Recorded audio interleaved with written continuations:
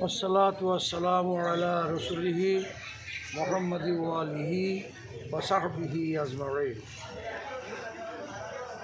বাংলাদেশ আমাদের আর রিসালা মামুনশিয়া যুব সংগঠনের উদ্যোগে লিওলেন্স ডায়াগনস্টিক সেন্টারের সহযোগিতায় এলাকার সর্বসাধারণের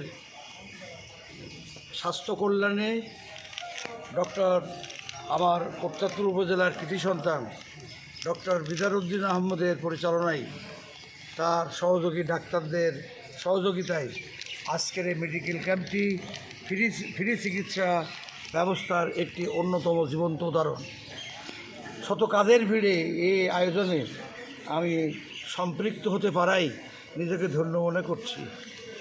মানব কল্যাণ সবচেয়ে শ্রেষ্ঠ ইবাদত।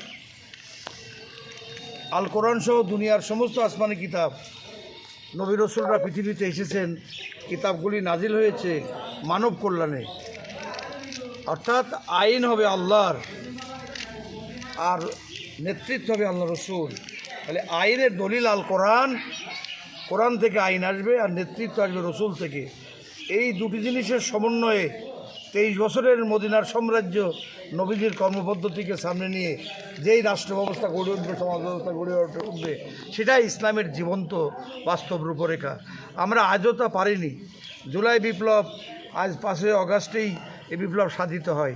1 আগস্ট বাংলাদেশ জামাত ইসলামী এবং ইসলামী ছাত্র শিবিরকে তদানীন্তন ফ্যাসিস্ট গভর্নমেন্ট হাসিনার সরকার নিষিদ্ধ ঘোষণা করে।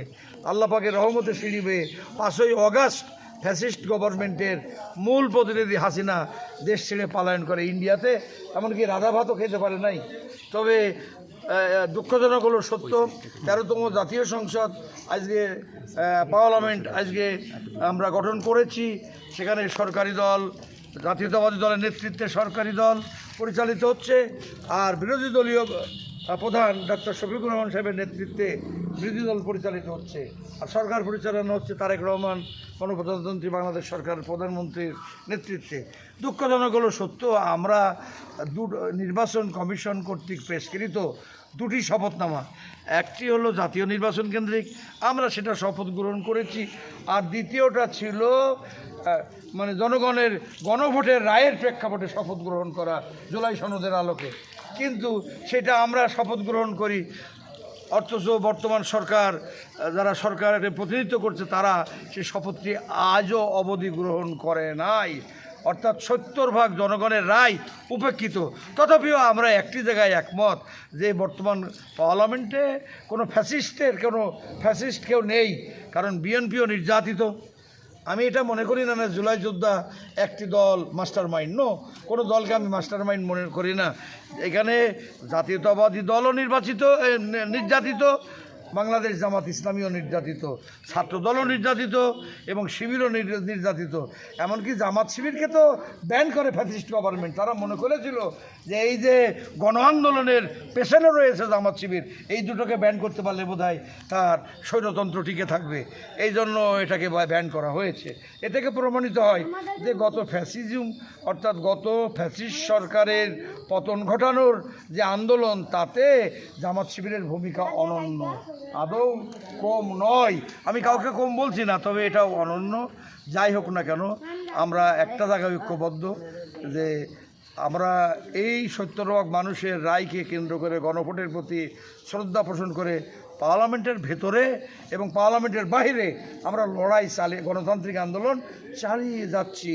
তার মানে এই না যে এই পার্লামেন্টকে আমরা ভেঙে দেবো, তাহলে এই পার্লামেন্ট ভেঙে গেলে যারা পতিত সেই আধিপত্যবাদের মদতপুষ্ট রাজনৈতিক পতাকাবাহী ধ্বজাধারীরা আবার ঢুকে দেশটাকে কলোনি উপনিবেশবাদে পরিণত করতে পারে, ভারতীয় কলোনিতে পরিণত করতে পারে, তারা ঢুকে পড়তে পারে।